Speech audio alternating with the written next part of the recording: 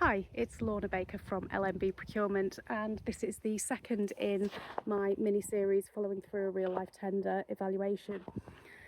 I know what you're thinking. You're thinking, why are you outside, Lorna? You're supposed to be evaluating bids.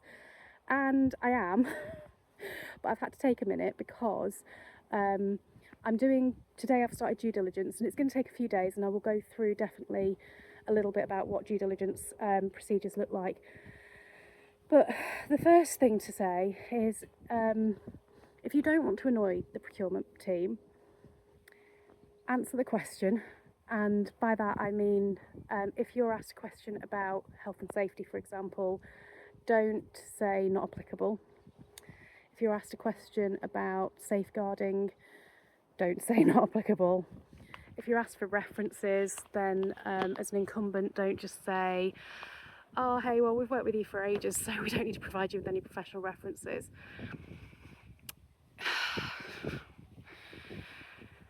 It's disrespectful of my time for a start, but that's not the thing that bothers me. What bothers me is that these are vulnerable customers and it's taxpayers' money, and you're just expecting me to give you this contract with very little consideration about the rights and wrongs of that.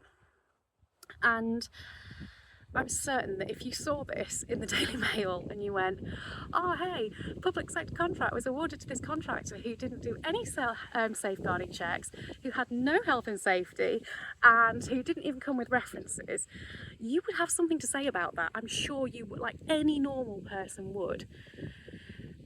And the thing is, I know that I've seen enough of their bid to know that they're relying on their previous relationship with this contracting authority.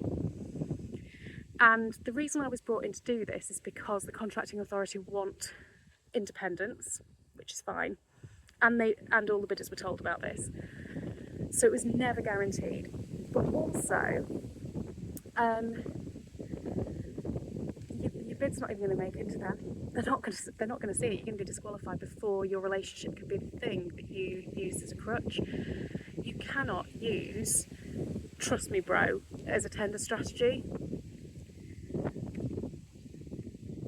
I will be back tomorrow with a little bit more information on actual due diligence, but first things first, answer the questions.